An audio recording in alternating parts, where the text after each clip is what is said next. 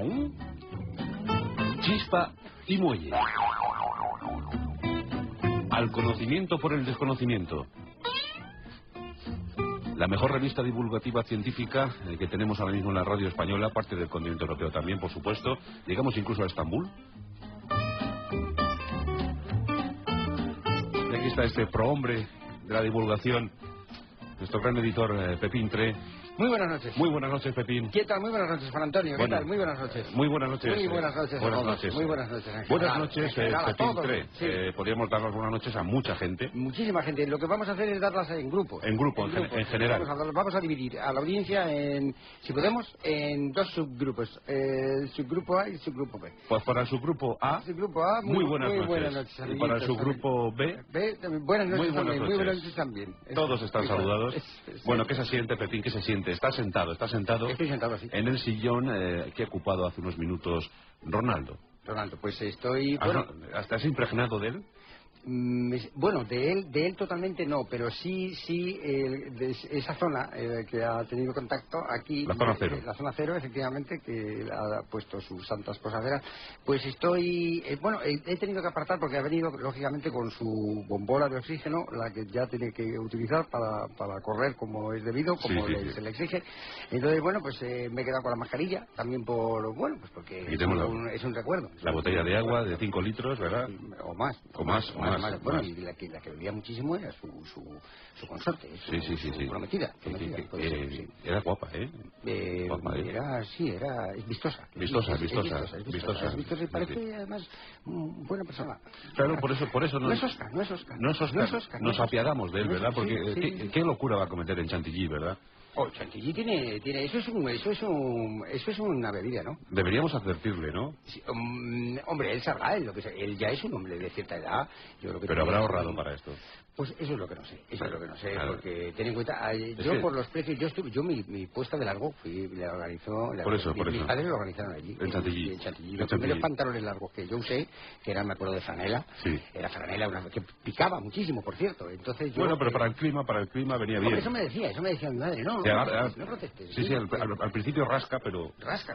Y yo le decía, hombre, mamá, ¿cómo tengo yo que llevar esto? Y dice, hijo mío, estamos en Chantilly. En Chantilly, la primera vez que yo escuché Chantilly fue de boca de mi madre, cuando estábamos, que nos dieron unas medias noches, pues era, yo creo que era boloñesa. Era de la mortadela, esta gorda. Sí. Y entonces nos dieron eso, nos dieron aceitunas y nos dieron unos berberechos, que abrieron latas, el maquero de Chantilly, que es muy amable, ¿eh? Bueno, pero sí, él hace de camarero, él él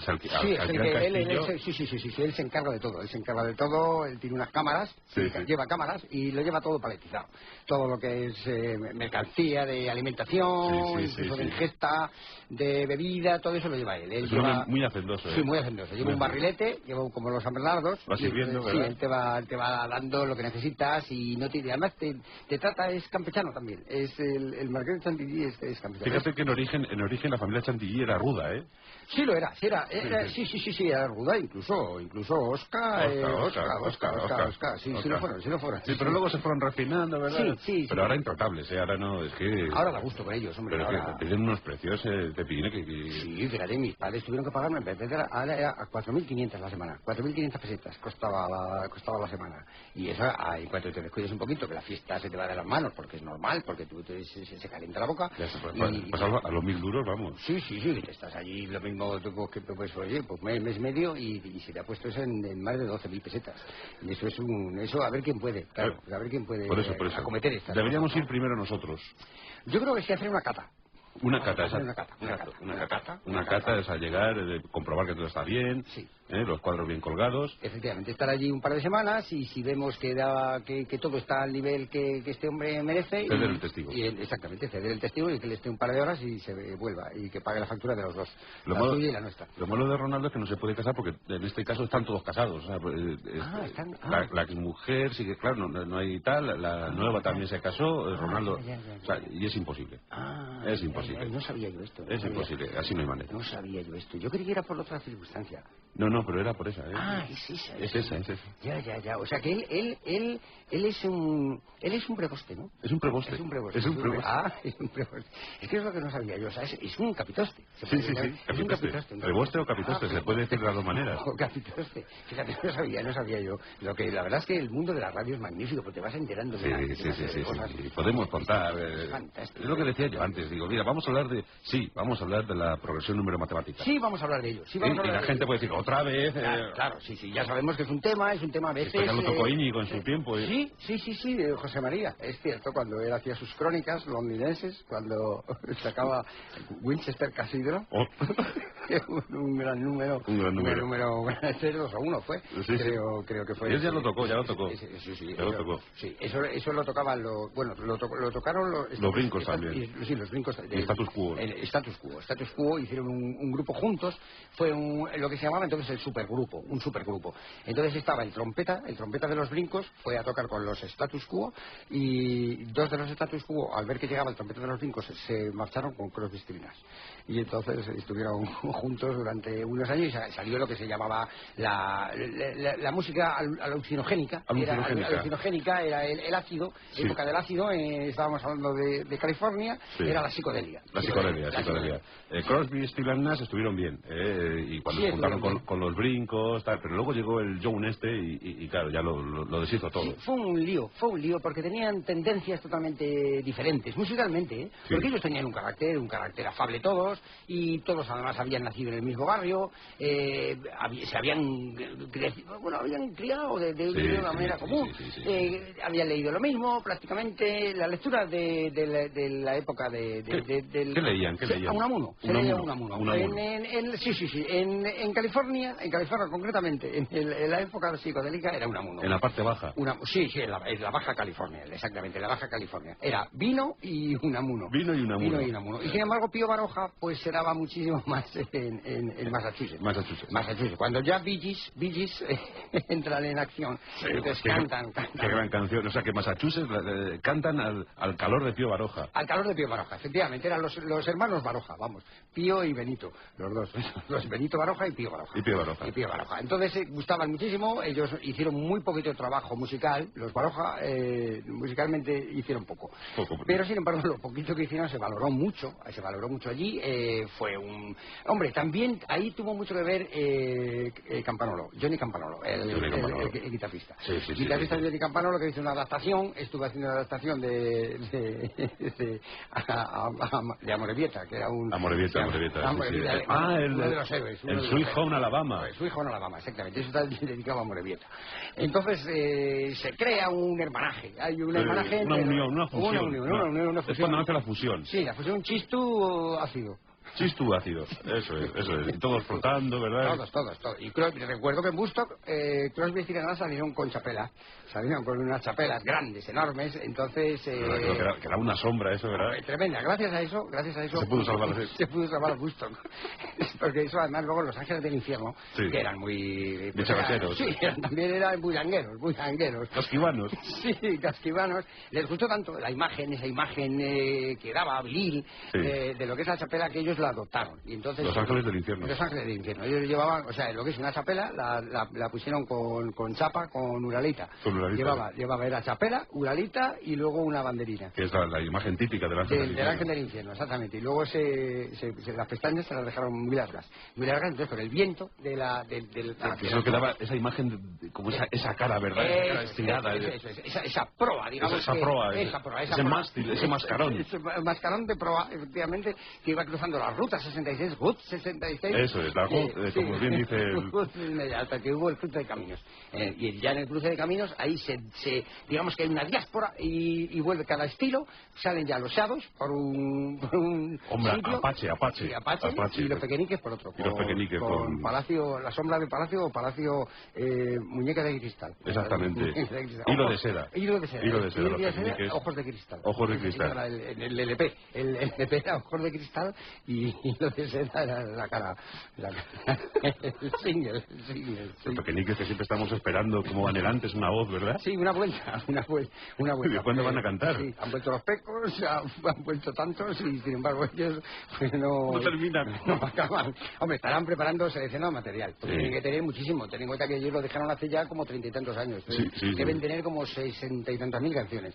Y eso ahora solamente para seleccionar te hace falta otros 12 años fácilmente, y tomándotelo muy a pecho. Muy a pecho, pero volverán. Yo espero, yo confío muchísimo en ese espíritu musical que ha habido siempre y seguirá habiendo.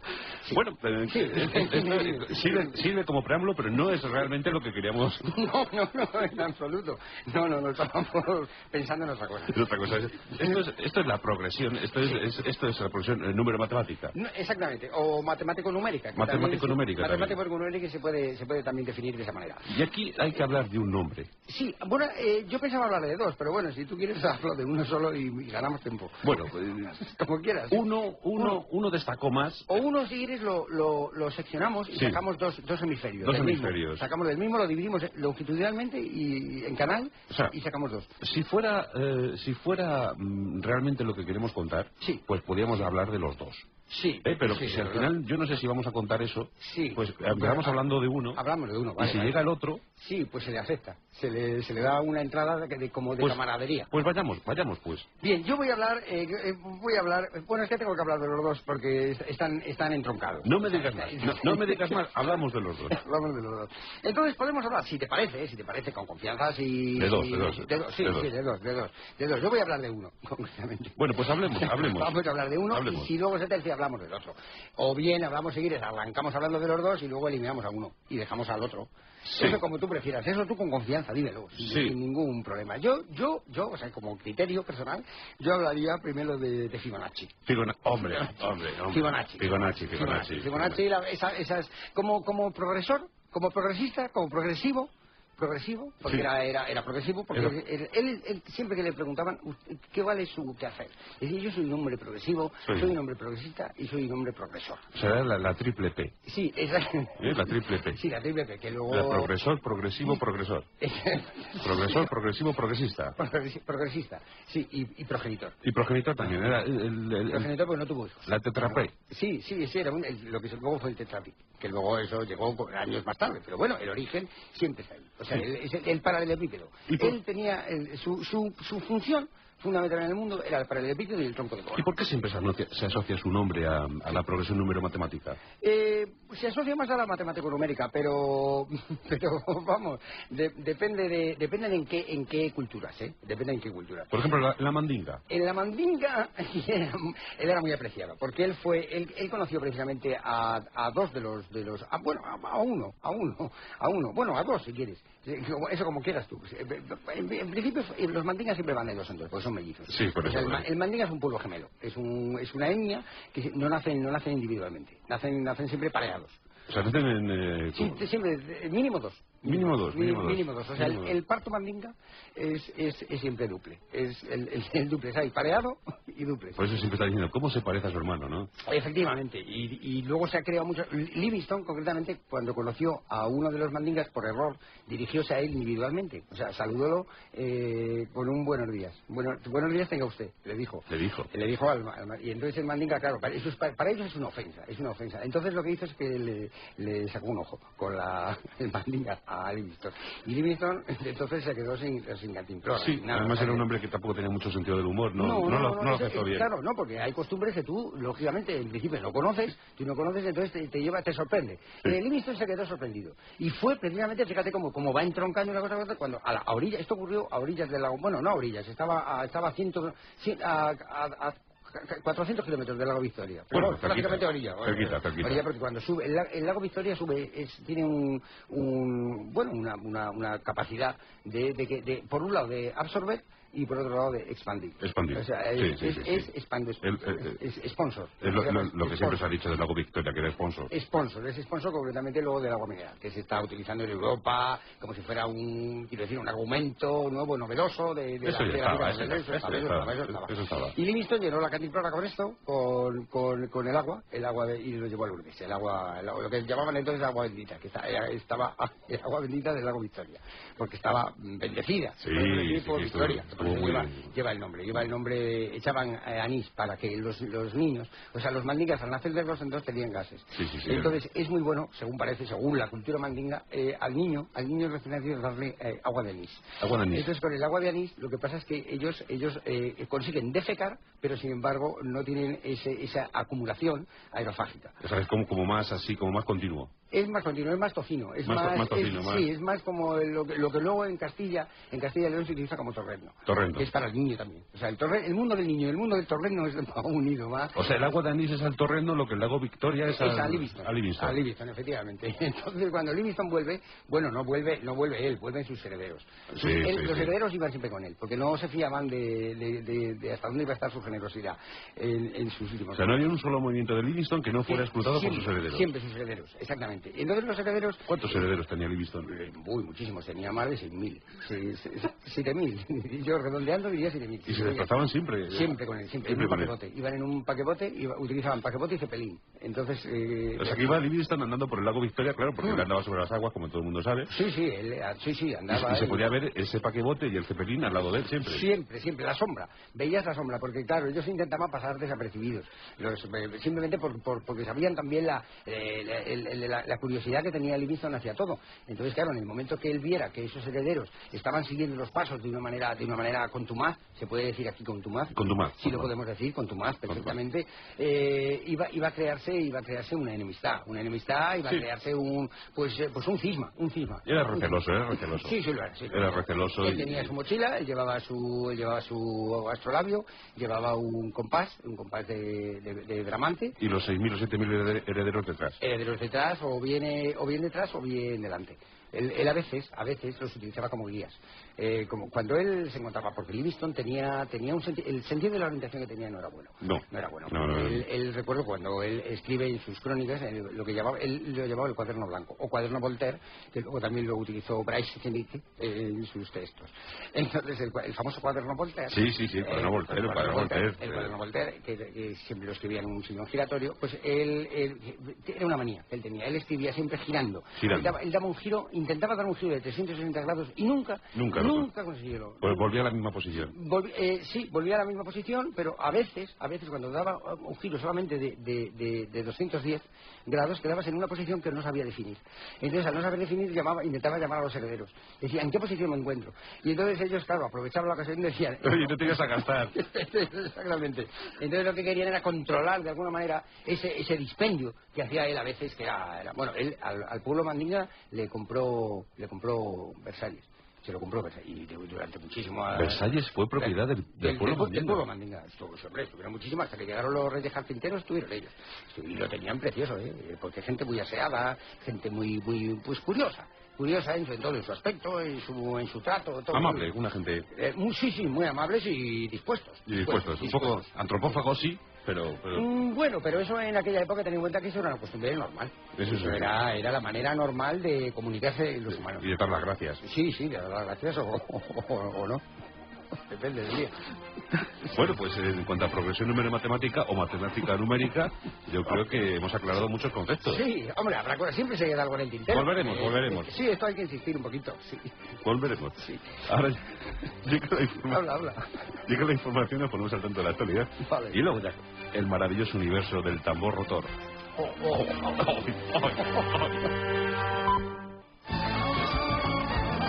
En Onda Cero, La Rosa de los Vientos.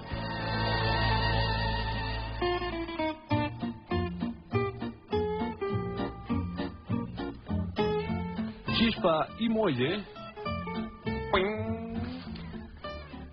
Bueno, algún día, Pepín, tenemos que... es nuestra misión, nuestra misión, hablar de las fusiones musicales, Sí, es un tema que... Hombre, cuando terminemos con las progresiones, matemáticas o matemáticas numéricas, pues nos meteremos en eso. Hombre, y nos queda también lo del tambor rotor y, claro, eso también merece su tiempo, pero sí... Que todo está concatenado, Exactamente, todo se concatena, pero bueno, de todas maneras, Chispa y muere siempre en ese afán de acercar... que onomatopeya preciosa, Tiene un sonido, parece un pajarito pito, ¿verdad? Parece un pajarito pito, con la cabeza de Carliños Brown, Carliños Brown, bueno, yo no diría gran cabeza de Carliños. Gran cabeza de Carliños También es Preboste, Sí, es Capitoste, sí. Capitoste. Bueno, con dos de los sombreros de Carliños Brown se ha cubierto este hombre que se dedica a cubrir edificios, ha cubierto la Torre de Babel. Con dos sombreros de Carliños Brown. Dos sombreros de Carliños Brown. ¿Es Carliños también adicto a la progresión número matemática? Muchísimo. Yo he tenido oportunidad de estar con él compartiendo un queso. Sí, eso a él le gusta muchísimo. El queso le gusta mucho, el de cabra. El de cabra. Y él se enloquece. Él es un hombre que ante muy pocas cosas le he visto yo perder la calma, pero sin embargo ante un queso de cabra es una cosa, sale ese carácter latino, caliente. Sí. Enseguida sale ahí. Sí, sale. ¿En qué estábamos, perdona? En Pergolini. Hombre, Pergolini. Bueno, de Pergolini no vamos a hablar. Anda. De Pergolini hoy hablaremos menos. O sea, no es que no vayamos a hablar, pero vamos a hablar poco. Vamos a hablar, incluso le omitimos. Pues resérvalo. Sí, le vamos a reservar porque, claro, como es que si nos queremos meter, que sí quisiéramos meternos con el tambor rotor, porque el tambor, vamos, a mí me parece que el tambor rotor tiene una importancia grande por lo que tiene de pragmático. ¿Tiene algo que ver el tambor rotor con el autogiro girófago? No. Hombre, Juan de la Cierva, desde luego, cuando él saca adelante el autogiro, él había sido, no él, pero su hermano Emilio, el pequeño, había sido girófago. Sí, había sido girófago. ¿Del Biche? Sí, había sido del Biche girófago y además había sido esgrimista. Un esgrimista que se precie Lagardère, por ejemplo, Henri de Lagardère, que precisamente, curiosamente, ves, fíjate cómo entronca. Era Cascón. Era Cascón. Era Cascón. Y pasó precisamente su infancia hasta los 27. Hasta los 27 años estuvo en Chantilly, precisamente. En Chantilly porque su madre estaba entroncada con la familia con los Cascón. Con los dos. Eran cascones y lagarteranos. Lagarteranos, efectivamente. Entonces, esta particularidad que puede tener y toda esa influencia del mundo de la esgrima en lo que luego más tarde sería el tambor rotor. Entonces, el tambor rotor, ¿qué significa el tambor rotor? O sea, ¿a dónde nos lleva el tambor rotor? Muy bien. Centremos. Vamos a ¿hacia dónde nos dirige, de alguna manera? ¿Qué influencia tiene? ¿Qué consecuencias también, por qué no decirlo? ¿Qué consecuencias tiene su uso, su utilización? ¿Y qué resultados podemos obtener si del tambor rotor, o bien Henri Lagardère, sin hablar de Pergolini, se manifiesta en nuestra vida cotidiana? Con Emilio de la Cierva. Con Emilio y con Ricardo. Y con Ricardo. Con los dos. Con los dos. Entonces, Ricardo de la Cierva, precisamente, viene solo. Surge la familia de Ricardo porque él era un pragmático. Sí. Y si estoy hablando del tambor rotor es precisamente por la influencia que tiene en todo lo pragmático. O sea, lo que se conoció, entonces, en esta cultura que estamos hablando, que es la que nos estamos refiriendo, que es la cultura que comprende ese final de siglo, principio del siguiente, que es donde concretamente estamos refiriéndonos. ¿El tambor rotor es asimétrico? Es un icosaedro. Es icosaédrico, o sea, paralelepípedo. Sí. Paralelepípedo, icosaédrico. Esa es la principal característica. Icosaédrico, efectivamente, es gaseoso. Tiene un núcleo un núcleo del que se nutre, podemos decir, se nutre de tiene una vitamina. Una. No es que tenga infinitas vitaminas, porque no puede tener, porque tiene una dimensión, o sea, el tambor rotor o el pragmatismo, pues estamos hablando de lo mismo, o sea, es una cosa pragmática, estamos hablando del pragmatismo amarillo, de alguna forma. El pragmatismo amarillo. El pragmatismo es lo que, como consecuencia inmediata, si tú hablas del tambor rotor, como consecuencia inmediata tienes que poner un pragmatismo amarillo igual a tambor rotor. O sea, si tú abres un tambor rotor... Sí, lo que hay dentro es pragmatismo amarillo. Y si abres a su vez el pragmatismo amarillo... Surge de una manera... Una vitamina. Gaseosa, una vitamina que es el núcleo del que se nutre el tambor rotor. Ah, pues así sí. Entonces, claro, si es explicar las cosas con un poquito de intentar una claridad, por una parte, interés. Poner interés en las cosas, y entonces esto surge de una manera natural. Entonces, como decía, correos, cuando... no es una orden, ¿eh? No. Es decir, es una denominación. Una estafeta. Una estafeta, efectivamente. Es una estafeta. Entonces, surge lo que se llama el servicio de correos moderno. ¿Verdad? Y entonces esto surge, o al menos se renueva por esa influencia que tiene, pragmática, sin duda, del tambor rotor. Sí. Que el tambor rotor, cuando tiene la vitamina, utilizan una vitamina como ejemplo, no es que sea textual, o sea, no. Esto es un rigor, mortis. Sí, con el tiempo llega a ser un rigor mortis, pero en principio quiere decir que no es un rigor fidedigno. No es fidedigno. Por aproximación. Es aproximación. Efectivamente, estoy hablando de una vitamina que podemos hablar de la vitamina A, de la vitamina B, de la vitamina B11, de la vitamina C o de la vitamina D. Porque entonces eso, y ahí, fíjate, ahí estamos retomando de alguna manera, y casi de una manera inconsciente, esa progresión matemático-numérica de lo que sería 1, 2, 3, 5, 8, 13.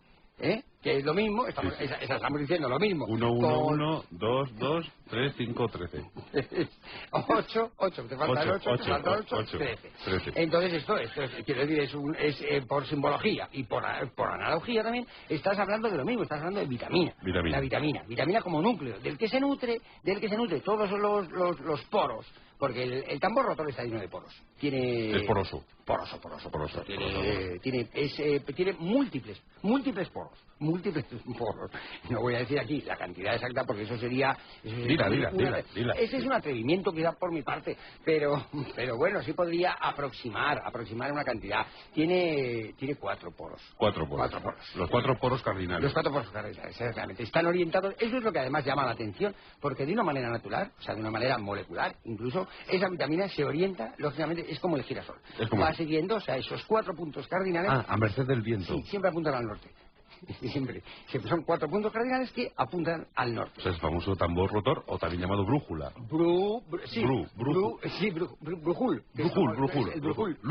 Luis Brujul, exactamente, que toma el nombre del que observó esta primera característica de que tienen estas vitaminas que siempre se ponen mirando al norte. Si, por ejemplo, tú la vitamina, que además tienen unas consecuencias en la salud, quiero decir, en la ingesta que hace el humano y incluso el animal, de una cierta vitamina depende, lógicamente, del punto cardinal. Uno puede usar una vitamina A o una vitamina D o una vitamina F, si la hubiera, no tiene un efecto, puede tener incluso efectos contradictorios si es al norte o es al sur. ¿Concomita? Sí, concomita, si estamos hablando, o sea, cuando se decía el Far West o lejano West. El lejano West. Pues entonces, ellos lo sabían muy bien, todo buhonero sabía que cuando tenía que vender su mercancía no podía hacerlo lo mismo. En una orientación norte, por ejemplo, sur-suroeste o noreste. ¿Qué cultura, qué etnia recibió con mayor agrado el tambor rotor? El tambor rotor fue el mundo... O sea, en el mundo humano no hubo interés. No hubo ningún interés. O sea, en el mundo lo que... Ahora, luego ya sí se interesaron mucho, sí se recibieron, por eso hacía antes la cita de lo que es la nueva forma de comunicación que se establece con los sellos. O sea, lo que interesa más en el mundo del tambor rotor es El sello. Pero no es tampoco el sello. No, es que no, quiero decir, hay cosas que se dicen y hay cosas que no se dicen. Sí. Hay cosas que o sea, conviene mantener velado un cierto tipo de información. Hasta que llega el momento en el que se puede abrirse de una manera exacta. Entonces se expande y entonces ya sí, porque entonces entiendes por qué razón primero ocultóse y por qué razón después revelóse. ¿Y cuándo incursiona el tambor rotor por primera vez en la historia de la filatelia? En la filatelia, pues eso fue con José Larra, con Larra. ¿Con Larra? Sí, Larra. Con Larra. Con Larra. Fue con Larra. Fue el primero que se... ¿no? Sí, Larra y Lacre, los dos. Y Lacre. Pues, se prestaron, ¿no? A hablar de... el Lacre, entonces Larra siempre escribía con Lacre. Entonces Era una pareja indisociable. Sí, Lacre y Larra siempre son y además que fonéticamente pues siempre resultaron afines. Entonces, o bien tú cuando lo hacías por envío, o sea, eso era siempre por envío. Sí. Era un envío atmosférico, porque estamos hablando de esos distintos puntos cardinales. Entonces, era aerotransporte. Lo que se llama aerotransporte. Aerotransporte que lo lleva en sí mismo. O sea, el tambor rotor es que tiene tal cantidad de características, además sorprendentes, que es capaz es un patibulario. Es lo que se llama un patibulario. Un patibulario. O sea, ¿se podía enviar, por ejemplo, por Zeppelin? Sí, se podía enviar perfectamente. Y de hecho envióse por Zeppelin. Sí, estamos hablando cuando en el incendio de Chicago. Ahí se pudo ver tambores rotores. Sí, se pudo ver. Eso lo llevó Churchill, personalmente. Churchill mandó un tambor rotor, a pesar de que la indiferencia que había en el mundo humano hacia el tambor rotor, lo mandó con Lord Byron, se lo mandó como emisario. Como emisario.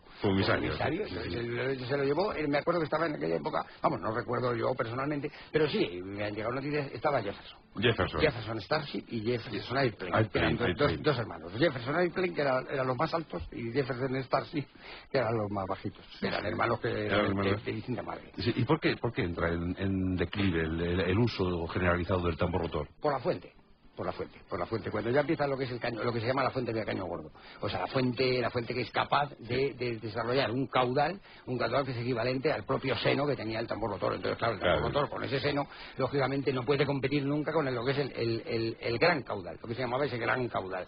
Entonces ahí se hace cargo, de alguna forma, la Banca Vaticana.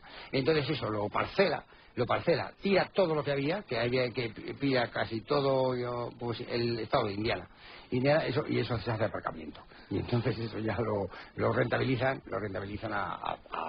bueno, en parte se rentabilizó por los Altos Hornos de Vizcaya, una parte pequeña, y el resto fue todo a Bayer. ¿A Bayer? Bayer, sí. O sea, que al final el Bill Metal... Sí, fue un movimiento económico, hubo un trasvase de capitales, y entonces ahí Bayer, de alguna forma, quizá influido por Jefferson, concretamente por Airplane, por Jefferson Airplane, le vendió con los billetes. Le dio una serie de billetes. Entonces ellos lo que hacían es que mandaban unos recipientes, unas tinajas con unas larvas. Y entonces esas larvas fue la que sirvió al pueblo americano en general para luego un desarrollo que tuvieron a finales del 19. ¿Y qué ecos han llegado a nuestros días de aquellos famosos tambores rotores? Ecos, pues sí, se han llegado ecos. Lo que pasa es que llegaron más tarde. Los ecos llegaron, o sea, no llegaron a tiempo. No llegaron a tiempo. O sea, sí hubo ecos, pero claro, cuando llegaron los ecos de lo que es el tambor rotor, se estaba ya en otra. Ten en cuenta que estamos hablando ahí ya estaba la noria de Cangilón. La noria de Cangilón había desplazado totalmente, digamos, como mecanismo, como émbolo, incluso como cóncavo, había desplazado a todo lo que era la maquinaria preindustrial. Y entonces ya empiezan hilanderas, empieza lo que se conoce hasta nuestros días por ese trabajo, los amanuenses, y entonces surge el grafito. El grafito que va ingletado. O sea, el grafito lo que va desplazando el tambor rotor. Sí, se puede, sí, hombre, no en el origen totalmente, pero sí a lo largo del tiempo, por supuesto. Empieza el grafito, empieza la comunicación, pero de una manera visceral. Que eso es lo que el tambor rotor pues no podía hacer, porque lógicamente al tener, él tenía la cardinalidad, la cardinalidad, al tenerla dividida en cuatro semiejes, no se podía pues repartir. No podía. Podíamos decir que sí podía servir como una especie de gran paraguas que amparaba esos sentimientos que tenía el pueblo, pero no, eso no completaba todo el abanico sentimental que puede tener un ser humano con sus seres queridos. Y luego, fíjate, llega la estilográfica, la radio, la televisión, todo, el satélite, todo, ¿verdad? el molinillo de café, el eléctrico, exactamente, llega todo, llega las alfombras de pie de cama, lo que es alfombra de pie de cama. Y luego la lamparita, la lamparita de mesilla. Mesilla, el armario ropero de 3 cuerpos, el microondas, con lunas, sí, llega todo. Llega ya lo que se conoce en la modernidad. Es la modernidad. Entonces se empiezan a abandonar ciertos hábitos que quizá esos hábitos luego hacen que se resienta una parte anímica que todos tenemos conectada posiblemente con nuestra infancia. Claro. Entonces esa infancia, o sea, esa no lactancia, porque ya sí es una época, podría decirse lactancia tardía. Lactancia tardía. Ya con 14, 15 años. 14, 15 años, lo que es el gránulo, cuando ya surge el gránulo, el moflete, lo que crees que es moflete. Moflete no, a los 14 años, que no es moflete. Es un gránulo. Exactamente, sí, es gránulo que luego en el momento que sale su líquido elemento, pues que ves que careces de moflete. Claro, que eso explota y se queda eso, ¿verdad? Eso escribió, me acuerdo, que escribió una cosa preciosa, preciosa Pergamín. Sí, Pergamín. El moflete, cuando habla del moflete, sí.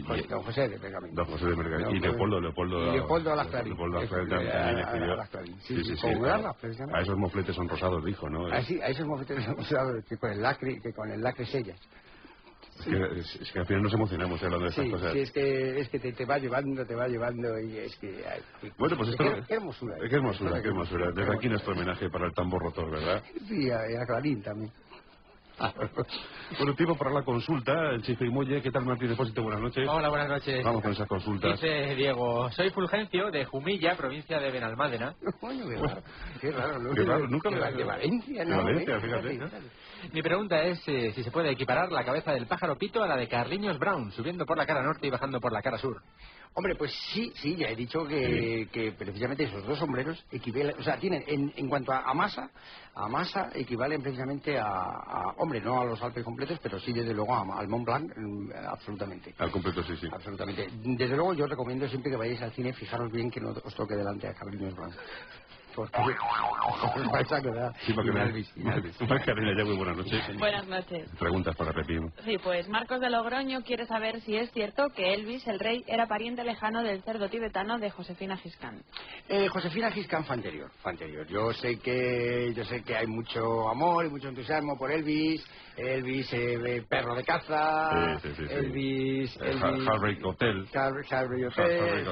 Hotel Harvey, Love Me Tender, in the White in the Chapel, llorando cerca de la capilla, in the Ghetto, ahí ya en esa etapa, in the Ghetto, que era por la cara, alucido, por la cara, él cantaba ya por la cara. Viva Las Vegas. Exactamente, Viva Las Vegas.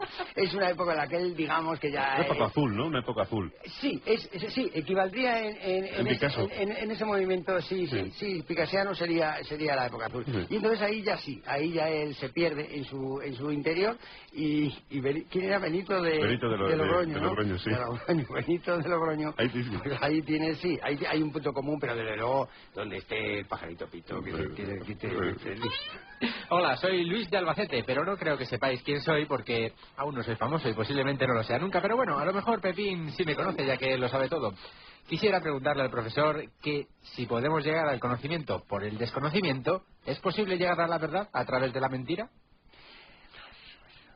Muy bien planteada esa pregunta y efectivamente... ¿Sí le conoces? Sí, le conozco. Lo que pasa es que claro, él se oculta. Él se oculta. Es Alejandro de Valencia. Alejandro de Macedonia. De Macedonia, sí. Pero que vive en Valencia ahora. Sí. Es que Alejandro es un portento. Sí. Entonces, sí tiene razón, efectivamente. Por medio o sea, no solamente la tesis es la que te faculta el poder acercarte a la verdad, sino que también la antítesis también te faculta a lo mismo, siempre y cuando lo pilles por detrás. O sea, es simplemente lo que estábamos hablando del tambor rotor. Y no estoy haciendo ningún tipo de... No. De connotación, no. Simplemente es que las cosas dependen, o sea, no solo el anverso, sino el reverso, contienen la misma cantidad de verdad que si tú tienes en 2 vasos la misma cantidad de líquido y te bebes ambos. Terminas bebiéndote la totalidad. Sí, Macarena. David de Pamplona nos cuenta que ha plantado unos jengibres en el sótano y que no hay forma de que se reproduzcan. Así que le gustaría que le explicases las fases de la reproducción vegetal. Hay que estimularlos. El jengibre tiene un micropene. Entonces eso hay que estimularlo precisamente. Pero lo que pasa es que es un micropene que se estimula por la lectura. O sea, tú lees al jengibre. Efectivamente, pero cuidado. O sea, quiero decir, no puedes leerle cualquier cosa. Sí. No se puede. Concretamente, a este hombre hay que leerle a Kipling. O sea, a lo que es el jengibre hay que leerle a Kipling. Sí. Entonces tú, hombre, y a poder ser el Kipling podemos decir de la primera época. De la primera época, cuando él todavía no llevaba correaje. Entonces, tú lees de una manera moderada, por supuesto, y ese jengibre, verás cómo se convierte... ¿Cómo sube? Sí, se convierte en palmípedo. Es palmípedo. O sea, en 3 meses tienes un palmípedo. Con los dientes, con las paletas muy grandes, que como son los patos, así con las paletas grandes delante, y se come a sus progenitores. Tienes el pene pequeño. Vamos con la última, Martín. Diego dice, las pasadas navidades divisé a Jeremías Humboldt. Hombre, Jeremías Humboldt. A lombos de una oruga canora, escoltados por un pájaro pito, sin duda rumbo a Belén. ¿Puede esto, en conjunción con la posición de Venus, la desaparición de una montaña en México y el frío reinante en Villarreal, explicar la abultada goleada al Barça? Pues eso ha sido por el frío en Villarreal. Por el frío en Villarreal. Ni más ni menos, porque Humboldt, en cuanto ve el frío, es que encoge. Encoge, efectivamente. Es algo que se viene abajo, de alguna manera. Se desmorona. Exactamente, se desmorona. Anímicamente, Sí. Físicamente no. Físicamente sigue con sus medidas pertinentes. Pero, sin embargo, anímicamente se viene abajo. Y entonces eso en pastelería, en todo tipo en buñolería, incluso, pues se considera como una merma. Una merma. O sea que, desde luego, vamos, que no pregunten más. Bueno, pues aquí consulta Zona Cero, iba a decir, consulta Chispa y Muelle con Pepín 3. Y por cierto, mañana en la primera, a eso de las 11:15. Sí, 11:30. 11:30. Bueno, a las 11:15 que ya lo pongan. Bueno, a las 11:30 que vayan calentando. El que tenga televisor de válvulas que vaya calentando. Bueno, pues a las 11:30 un gran acontecimiento, el regreso de Wyoming, en la azotea de Wyoming. Ya estará nuestro querido Pepín 3, donde vas a desarrollar tu magisterio, por supuesto, con una inmensa agenda cultural. Algo haremos. Bueno, los días que no esté muy liado. Si estoy muy liado, pues habrá que a ver. Improvisar. Sí, o echar una cabezada. Porque la televisión lo permite. Lo bueno que tiene la televisión es que te permite perfectamente, si tú quieres estar durmiendo allí 20 o 25 minutos, no se da cuenta nadie. Y es más, sube la audiencia. Efectivamente, porque ven que por fin hay un silencio interesante. Mañana a las 11:30 en la primera, la azotea de Wyoming, con Pepín 3. Allí vais a disfrutar muchísimo. Gracias, Pepín, hasta la semana que viene. Hombre, ha sido un placer. Hombre. Y qué grandes preguntas y qué enormes respuestas. Y qué puestos, qué puestos. Sí, da gusto, con qué meticulosidad, cómo preparan los programas. Da gusto. Enhorabuena, chicos. Te adoran. Esto va muy bien. Esto a fin de curso me parece que sacamos algo brillante. Sí. Vamos a sacar... Bueno, habrá que hacer un repaso y luego examen, claro. Y luego que nos pongan. Sí, claro, que nos manden la cuota. La rosa de los vientos en Onda Cero.